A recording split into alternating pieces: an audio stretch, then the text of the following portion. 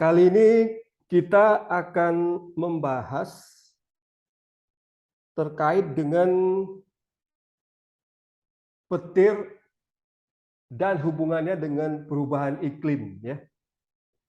Jadi bagaimana dampak perubahan iklim ini, ya, terhadap aktivitas petir di benua maritim Indonesia.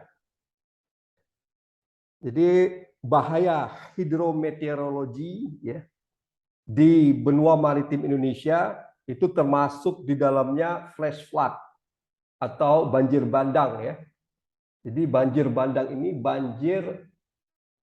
banjir gunung, ya, dari hulu, ya,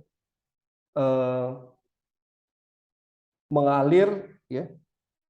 Jadi di sungai itu, ya, sungai yang berada di pegunungan, ya, hingga menuju ke hilir, ya, itu debit aliran airnya itu melaju dengan kecepatan tinggi. Demikian juga dengan volume airnya, ya. Jadi penampang sungai itu penuh, kemudian debit alirannya bergerak dengan kecepatan tinggi, ya, akibat hujan di gunung. Biasanya seperti itu, ya, kalau flash flood. Nah, kalau wilayah pegunungannya itu telah terdegradasi atau rusak, katakanlah telah terjadi pembalakan liar, deforestasi, ya. Nah, jadi air sungai yang meluap tadi, ya, itu membawa, ya, gelondongan kayu, ya. Kemudian itu menghantam daerah di sepanjang bantaran sungai, ya. Bergerak dengan kecepatan tinggi. Itulah yang mengakibatkan banyaknya korban jiwa ketika terjadi flash flood atau banjir bandang, ya. Kemudian air sungainya itu keruh, ya, mengandung tanah lumpur begitu, ya. Dan karena bergerak dengan kecepatan tinggi itu, ya, ada juga yang menyebutkan bahwa fenomena flash flood itu adalah fenomena tsunami tapi dari gunung, ya, tsunami darat begitu, ya. Jadi hujan di pegunungan akibat terjadinya thunderstorm, orographic thunderstorm tadi, air sungai di hulu meluap, ya.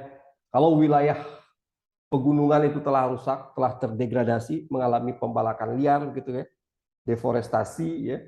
Itu gelondongan kayu itu, ya, turun ke sungai, ya, dan ikut serta, ya, ketika air sungai yang meluap volumenya naik itu bergerak menuju hilir dan kemudian menghantam, ya, wilayah di sekitar bantaran sungai, ya. Nah, kemudian juga dampak bahaya, ya, hidrometeorologi, ya, terkait dengan perubahan iklim ke depannya atau sekarang ini telah terjadi perubahan iklim. Itu juga aktivitas petirnya semakin meningkat, ya, lightning. Kemudian juga akan sering terjadi hailstone atau hujan es. Kemudian juga twister atau tornado, angin puting beliung itu akan sering terjadi, ya, dalam waktu dekat ini, ya. Bahkan sekarang pun telah sering kita temukan atau kita dapati berita, ya, di mana-mana terjadi flash flood, banjir bandang, kemudian banjir genangan, ya, akibat hujan lebat begitu, dampak dari thunderstorm, ya, seperti halnya kita di Banda Aceh itu convective thunderstorm, ya, itu mengakibatkan banjir genangan, ya, meluapnya sungai, ya, drainase yang tersumbat, gorong-gorong yang tersumbat begitu, mengakibatkan terjadinya banjir genangan dampak dari hujan lebat yang ditimbulkan oleh thunderstorm gitu, ya, atau badai petir. Kemudian juga hujan es akan sering turun gitu, ya, dan itu sangat berbahaya sekali, ya, karena turun dari langit dengan kecepatan tinggi, ya, jadi bisa merusak tanaman, ya, kalau kena kepala kita bisa bocor, ya, bisa merusak kendaraan, ya, terutama kendaraan roda 4 gitu, ya. Kemudian angin puting beliung, ya, itu akan semakin sering terjadi. Nah, terkait dengan petir, ya, jadi petir karena benua maritim Indonesia ini sangat luas sekali, ya, dan dikelilingi oleh laut. Sementara jaringan pendeteksi petir itu hanya berada di Pulau Jawa. Jadi bagaimana jika kita ingin melakukan prediksi terhadap kejadian petir ini, begitu ya. Jadi di sini ya dikhawatirkan ke depan ya karena perubahan iklim ya, salah satu bahaya hidrometeorologi yang diwaspadai adalah aktivitas petir yang meningkat. Tapi karena wilayah Indonesia ini begitu luas ya, sehingga dibutuhkan ya banyak jaringan pendeteksi petir. Jadi tidak hanya di Pulau Jawa ya, tapi juga di Sumatera yang dominan terjadi petir tadi setelah kita lihat klimatologisnya. Demikian juga di Sulawesi Tengah dan Pulau Kalimantan gitu ya. Harus memiliki jaringan pendeteksi petir yang memadai begitu. Tapi tentu saja itu kan butuh biaya yang sangat besar. Oleh karenanya coba kita dekati ya sehingga dapat menghasilkan ya keakurasian dalam memprediksi kejadian petir ya. Nah, salah satu data yang bisa kita gunakan untuk memprediksi atau untuk justifikasi ya apakah ya untuk prediksi lah ya, untuk memprediksi kejadian petir di sebuah wilayah atau menganalisis kejadian petir di sebuah wilayah, kita dapat menggunakan data laju presipitasi permukaan ya rata-rata. Jadi di sini kita bisa menggunakan data curah hujan gitu ya, curah hujan permukaan ya. Jadi di sini saya peroleh data curah hujan permukaan ya, curah hujan permukaan surface precipitation dari NCEP NCAR reanalisis. Jadi data reanalisis NCEP NCAR ya, rata-rata pada tahun 95 hingga 2013 begitu ya, dalam satuan milimeter per hari. Jadi salah satu pendekatan yang bisa kita lakukan untuk memprediksi atau menganalisis kejadian atau menganalisis aktivitas petir di sebuah wilayah itu bisa kita dekati dengan data curah hujan permukaan gitu ya, surface precipitation. Nah, untuk kasus ini ya saya menggunakan data curah hujan permukaan surface precipitation dari produk NCEP NCAR berupa data reanalisis ya. Jadi berupa data reanalisis NCEP NCAR dalam satuan milimeter per hari. Nah, kalau kita lihat di sini ya, kita analisis lebih lanjut ya, wilayah yang memiliki curah hujan yang tinggi, katakanlah ini ya, legendanya curah hujan yang tinggi, ya merah itu menandakan curah hujan yang tinggi, kuning sedang begitu. Itu memiliki korelasi dengan aktivitas petir di benua maritim Indonesia. Anda ingat ya, wilayah dengan dominansi petir itu berada di wilayah barat Indonesia ya. Pulau Sumatera, ya kita lihat di sini Pulau Sumatera, kemudian Kalimantan Barat, Kalimantan Selatan, ya, di Pulau Jawa, di Sulawesi Tengah. Nah, itu ya. Anda ingat kan di video sebelumnya wilayah yang memiliki aktivitas petir yang sangat rapat di benua maritim Indonesia itu adalah di wilayah barat Indonesia, di Pulau Sumatera, Pulau Jawa, ya, kemudian Kalimantan, bagian barat, selatan, hingga utara, gitu ya. Demikian pula di Sulawesi Tengah. Ya. Ini pada musim hujan, Desember, Januari, Februari. Ya. Jadi saya coba dekati untuk menganalisis kejadian petir di sebuah wilayah, dalam hal ini benua maritim Indonesia. Saya coba dekati dengan data curah hujan permukaan. Ya. Jadi ketika saya lakukan analisis untuk musim hujan yang berlangsung dari bulan Desember hingga Februari, itu memiliki korelasi atau hubungan yang erat ya dengan aktivitas petir yang terjadi pada musim hujan di Pulau Sumatera, Pulau Jawa, kemudian di Kalimantan bagian barat, selatan dan utara, serta Sulawesi Tengah. Ya. Demikian juga untuk musim-musim lainnya ya, seperti ini musim pancaroba, MAM, Maret, April, Mei ya. Jadi musim pancaroba pertama ya. Dari musim hujan ya menuju ke musim kemarau ya, musim pancaroba itu kan musim peralihan. Pancaroba pertama yang berlangsung dari bulan Maret hingga Mei itu peralihan dari musim hujan menuju musim kemarau ya.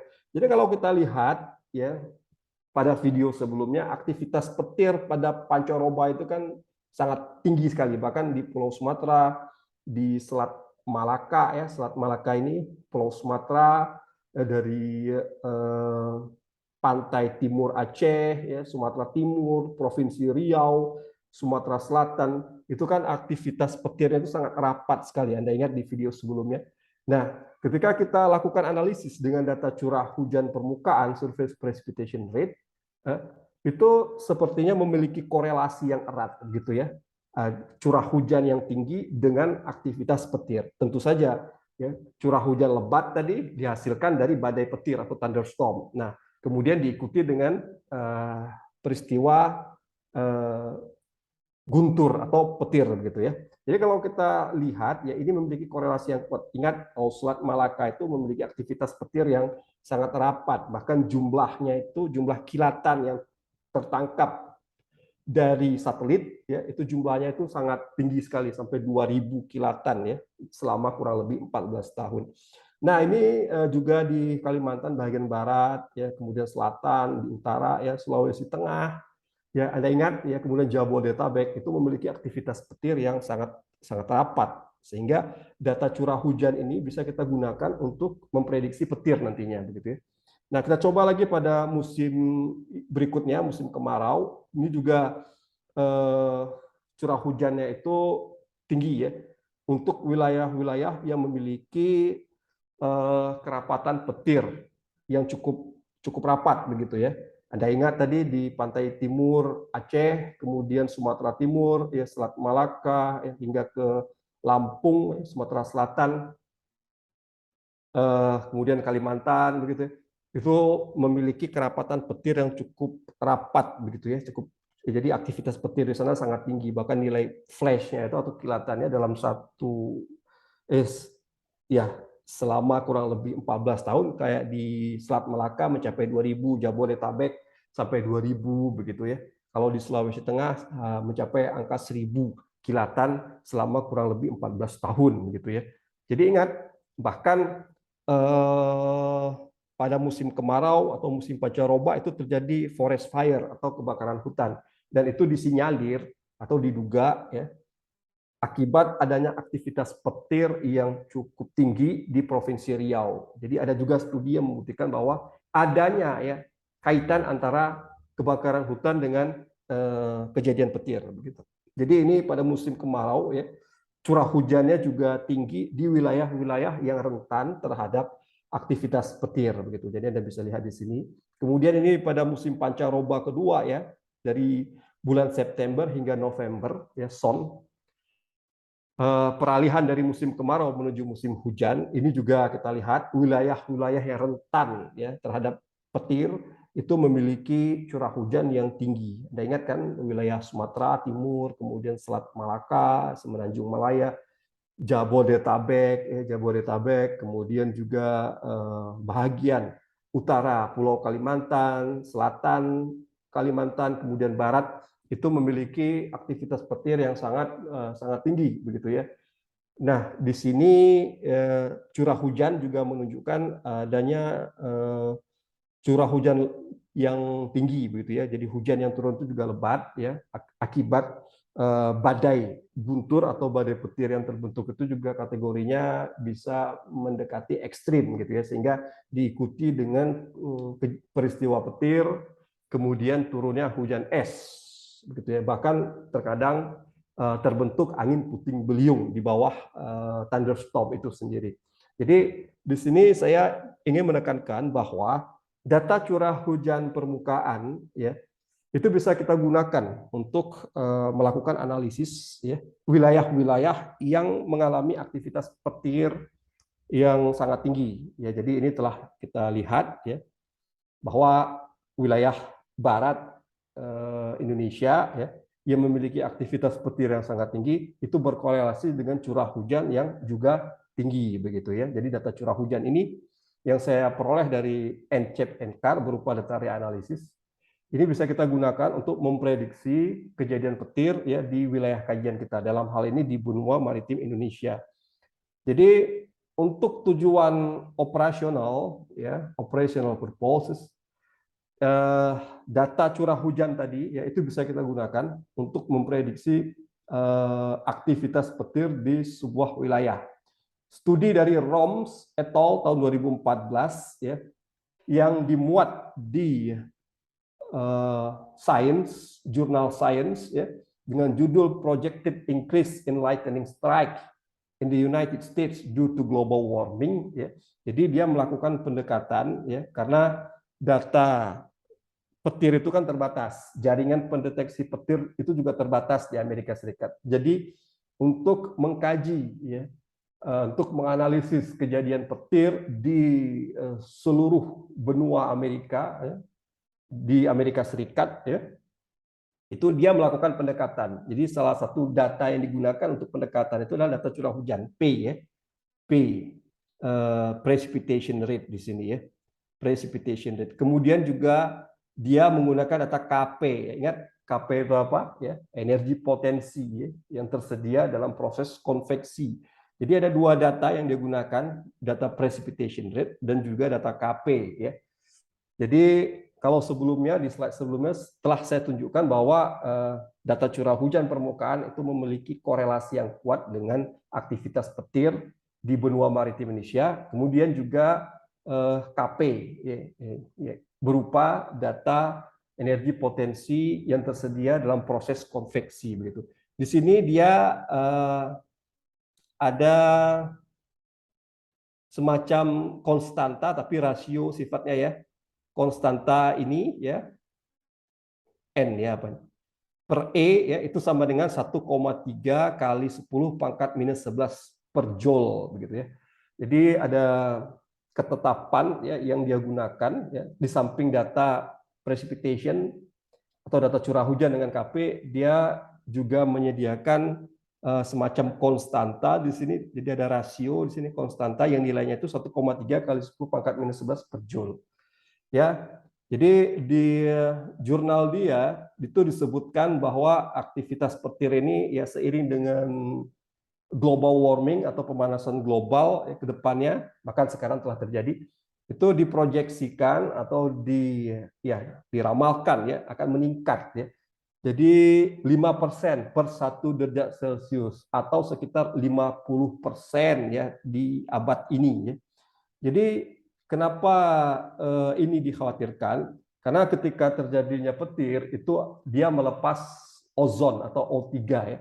Nah, ozon itu kalau terlalu banyak di permukaan akan sangat berbahaya. Ya, jadi ini disebut dengan positive feedback. Ya, yang artinya adalah memperkuat kejadian dari perubahan iklim atau memperkuat dampak dari perubahan iklim akibat banyaknya ozon ya yang dihasilkan dari aktivitas petir. Jadi aktivitas petir itu ya, menghasilkan ozon dan kalau terlalu banyak di permukaan ya, itu akan memperkuat dampak perubahan iklim yang disebut dengan positive feedback.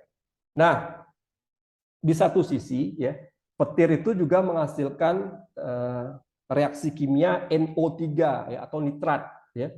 Nitrat ya. Dan itu memperkecil dampak perubahan iklim. Kenapa? Karena nitrat itu sangat dibutuhkan di tanah ya untuk kesuburan tanah begitu ya untuk pertanian. Karena nitrat itu ya sekarang kita menggunakan pupuk nitrat ya, tapi sifatnya itu sintetis kan dari pupuk kimia itu untuk pertanian ya untuk menyuburkan tanah. Tapi dengan adanya aktivitas petir tadi itu ada nitrat alam ya, kemudian dia mengendap di dalam tanah yang kemudian akan menyuburkan tanah dan berperan sebagai pupuk alami ya untuk tanaman gitu ya. Jadi kehadiran nitrat ini ya di tanah ya, akibat petir ya itu akan memperkecil dampak perubahan iklim ya. Dalam hal ini negatif feedback. Kalau tadi yang ozon O3 karena petir ya melepas ozon ya kalau dalam jumlah banyak karena kedepannya aktivitas petir itu kan akan semakin meningkat ya. Itu studi ini telah menyatakan bahwa ke depan ya akibat perubahan iklim global warming ya aktivitas petir semakin meningkat, ozon akan banyak di permukaan dan itu berdampak negatif, berdampak buruk terhadap kesehatan manusia katakanlah. Dan itu memperkuat dampak perubahan iklim, makanya disebut positive feedback. Sementara di satu sisi yang lain kan petir itu bencana sekaligus ada manfaatnya, begitu kan? Nah, manfaatnya petir itu juga menghasilkan nitrat NO3, dan nitrat itu berperan sebagai pupuk alami di tanah yang berfungsi untuk menyuburkan tanah, ya, untuk tumbuhnya tanaman, sehingga ini disebut dengan negative feedback atau memperkecil dampak perubahan iklim, sehingga petir ini ya memiliki peran ya secara bersamaan sebagai pupuk alami di tanah, begitu ya, lewat pelepasan nitrat di atmosfer yang kemudian turun ke tanah, begitu ya. Nah, untuk data-data precipitation rate ya atau curah hujan dan KP itu dapat kita peroleh ya dari numerical weather prediction, dari keluaran NWP ya atau keluaran model prediksi cuaca ya. Kemudian juga dari radiosonde, kemudian juga dari keluaran ya SMIMPI 5 atau pemodelan iklim ya untuk proyeksi dekadal. Jadi data-data precipitation rate tadi, kalau sebelumnya tadi kan saya peroleh data reanalisis dari NCEP-NCAR, ya. Saya peroleh dari data reanalisis NCEP-NCAR itu bisa ya salah satunya. Selain itu juga bisa kita peroleh dari output atau keluaran NWP atau model prediksi hujan, begitu ya. Kemudian dari radiosonde juga ya, karena radiosonde juga dari data-data itu nanti ada turunannya ya, atau dengan formula tertentu ya. Telah saya tunjukkan formula untuk KP di video sebelumnya, bahwa kita bisa menghitung KP ya, kemudian data curah hujannya juga diperoleh dari radiosonde. Kemudian dari model iklim SMIMPI 5 ya, itu juga bisa kita peroleh data curah hujan dan juga KP. Jadi dia lakukan di sini di studi ROMS itu ya. Ini ROMS tahun 2014. Jadi ROMS ya, dan kawan-kawan tahun 2014 mereka melakukan penelitian ya. Jadi data curah hujan, precipitation rate, kemudian data KP ya. Ini memiliki korelasi yang kuat ya dalam menganalisis kejadian petir, begitu ya. Jadi KP kali precipitation ya, ini memiliki R kuadrat atau koefisien determinasi itu 0,77. Artinya berhubungan erat, begitu ya, antara data presipitasi tadi ya, data presipitasi dengan data KP ya. Jadi ketika digabungkan ya dengan rumus berikut F ya. Jadi flash rate atau laju kilat itu sama dengan, ini ada rasio dengan nilai 1,3 kali 10 pangkat minus 11 per joule dikali P dikali KP, maka gabungan antara precipitation kemudian dikali KP dikali konstanta tadi, maka dapat digunakan untuk memprediksi petir gitu ya, flash rate ya. Dengan keeratan hubungan R kuadrat itu sama dengan 0,77. Jadi KP kali precipitation itu R kuadratnya sama dengan 0,77 ya. Jadi KP ini dikali precipitation, KP dikali precipitation dikali konstanta ya. Kemudian dilakukan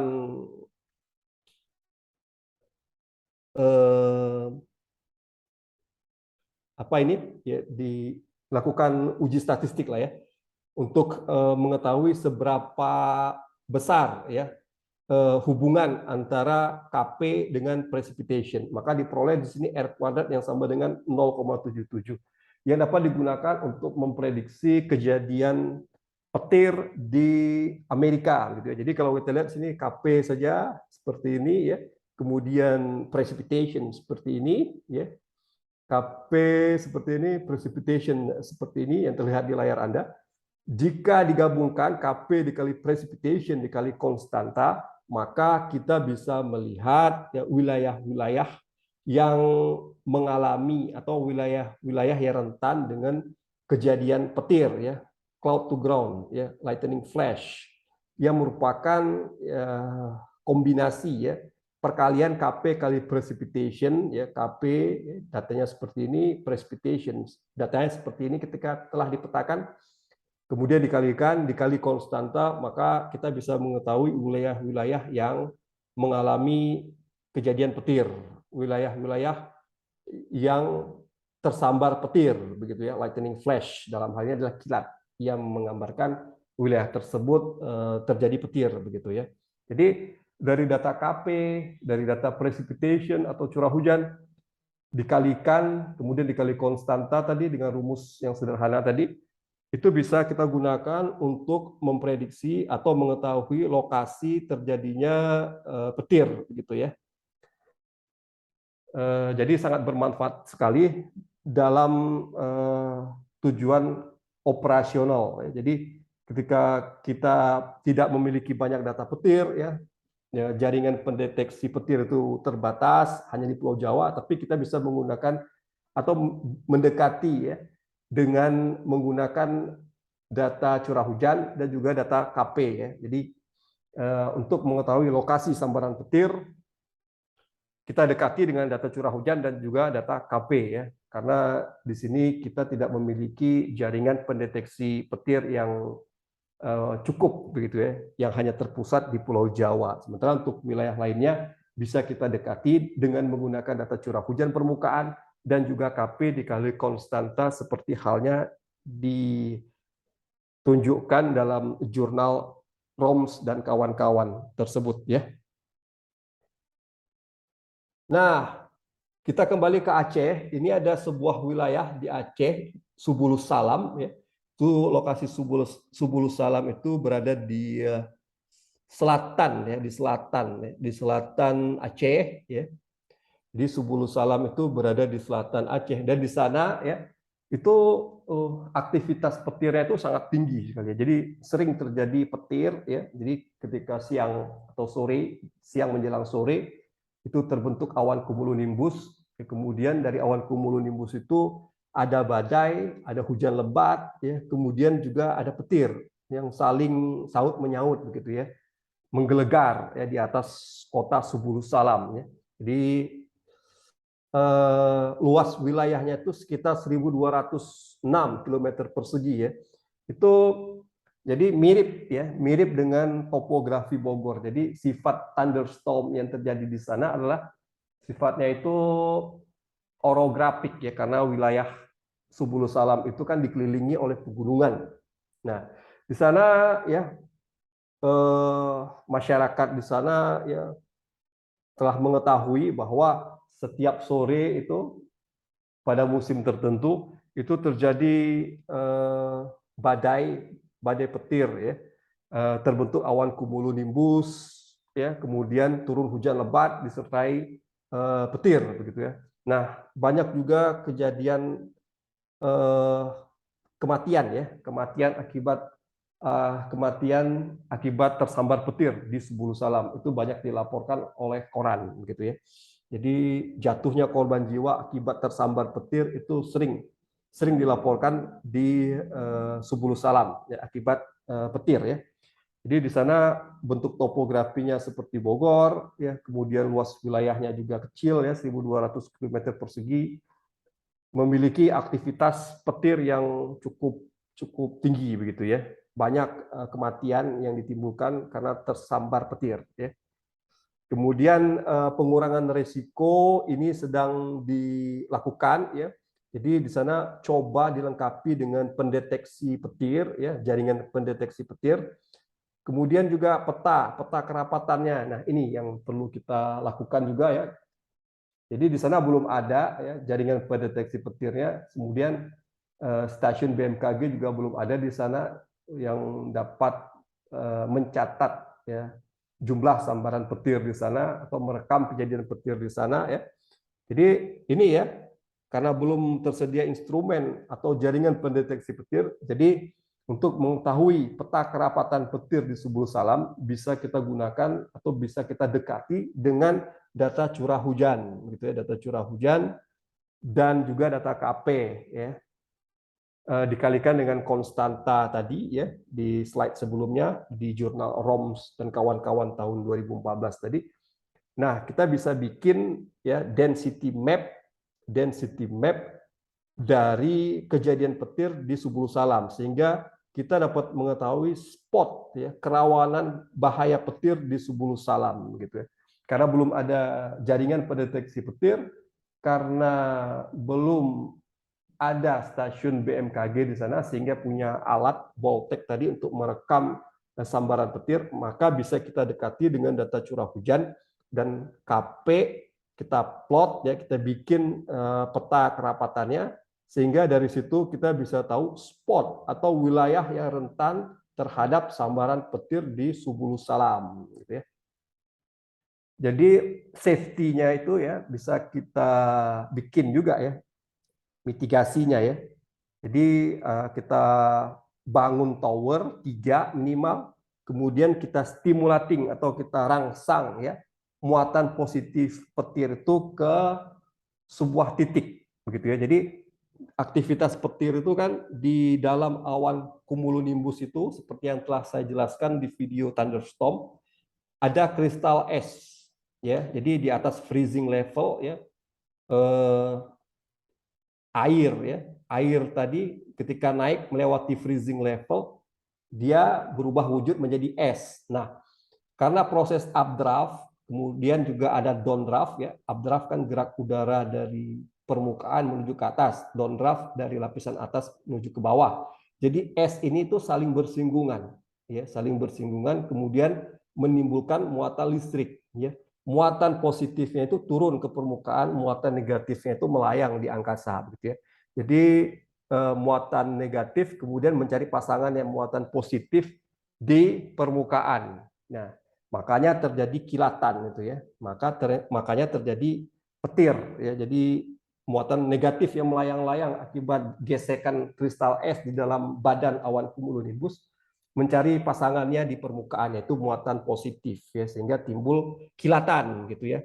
Jadi dengan menstimulasi ini atau merangsang ya muatan positif ini ya ke sebuah titik ya, sehingga kita bisa mengontrol atau mengendalikan sambaran petir tersebut begitu ya. Jadi ini safety-nya ya, kita bangun tower kurang lebih 3, kemudian kita stimulasi atau kita rangsang muatan positif itu ya, kita kendalikan atau kita arahkan sambarannya ke sebuah titik. Karena muatan positif itu akan berada di permukaan, sementara muatan negatif itu berada di angkasa akibat gesekan kristal es di dalam badan awan cumulonimbus. Ya, jadi muatan negatifnya melayang, muatan positifnya turun. Muatan negatif mencari pasangannya, muatan positif di permukaan. Oleh karena itu ya kita stimulasi atau kita rangsang terciptanya muatan positif di permukaan sehingga kita bisa mengendalikan sambaran petir tersebut. Ya, kita arahkan ke sebuah titik gitu ya, atau ke sebuah tower gitu. Itulah ya dari situlah kemudian dikembangkan penangkal petir ya, penangkal petir. Nah, kalau kita lakukan sounding ya, ini termodiagramnya akan terlihat seperti ini pada saat kejadian badai petir di Subulu Salam ya pada jam 13 siang ya. Pada tanggal 1 Februari tahun 2012. Jadi ini tipikal ya, tipikal sounding kejadian badai petir ya. Jadi kalau kita lihat di sini KP ya, yang diarsir berwarna merah jambu ini KP ya kan, di atas lifting condensation level, kemudian level of free convection ya. Ini KP-nya itu jumlahnya itu mencapai 2.700 joule per kilogram. Artinya energinya itu besar sekali ya. Sehingga di sini dari aplikasi RAOP ini datanya kita masukkan ke dalam RAOP ya sebagai input di dalam aplikasi RAOP. Datanya kita peroleh dari situs berikut dengan resolusi spasial ya 0,5 derajat kali 0,5 derajat. Kita masukkan ke aplikasi RAOP ya. Datanya kita peroleh dari situs berikut. Kita masukkan ke dalam aplikasi RAOP sehingga kita bisa melihat seberapa besar energi potensial yang tersedia dalam proses konveksi tersebut, dalam proses pembentukan badai tersebut ya, yang disebut dengan KP. Itu nilainya 2.786 joule per kilogram. Kemudian juga ada indeks prediksi badai di sini yang menyatakan bahwa memang sedang terjadi badai dengan kategori menengah hingga kuat ya di Subulu Salam pada tanggal 1 Februari tahun 2012 jam 13 siang begitu ya. Di ini juga di Subulu Salam telah ada pos hujan observasi ya. Kemudian data-data lain dapat kita peroleh lewat sinergi, Sinop, TRMM, ya. Kemudian NCAP GFS Analysis, ECMWF, dan juga dari model prediksi cuaca. Gitu ya. Jadi maksudnya di sini adalah data profil vertikal udara ke atas. Ya. Kalau ini saya peroleh dari situs berikut yang disediakan oleh